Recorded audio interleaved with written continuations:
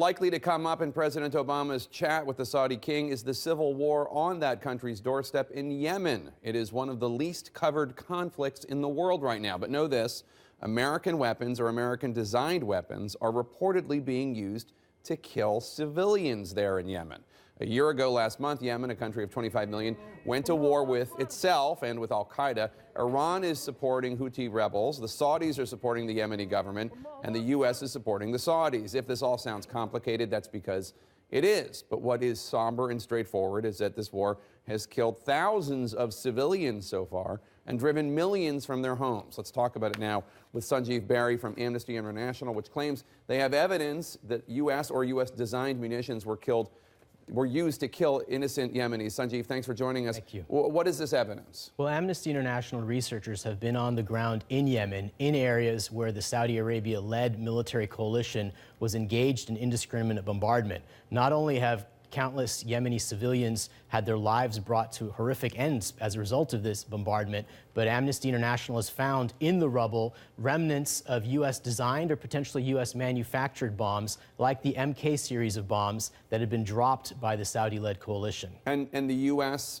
Government or U.S. corporations have culpability for that, you think? Well, certainly potentially both. The U.S. government has sold to Saudi Arabia some $30 billion worth of arms in the last few years. Even as the latest bombardment was happening, the U.S. government under President Obama authorized another $1 billion-plus worth of bomb sales to the Saudi Arabian government. And has there been any evidence that the Obama administration has exerted any pressure to try to encourage the Saudis to exercise restraint in their bombing campaign? Now, the President Obama and the Obama administration have claimed that they are urging the Saudi government to exercise restraint. But at the end of the day, if you have a government engaging in mass indiscriminate bombardment of civilians, declaring an entire city, for example, a military target, totally in violation of international law, and you hand that government $1 billion more in bombs, what's the ultimate signal? It's a terrible signal when it comes to human rights. Now, about a year and a half ago, before the civil war broke out, Amnesty International and other human rights groups were far more focused on the drone campaign in targeting al-Qaeda in Yemen. Al-Qaeda in the Arabian Peninsula, AQAP, is obviously the group behind, I think, the Paris attacks.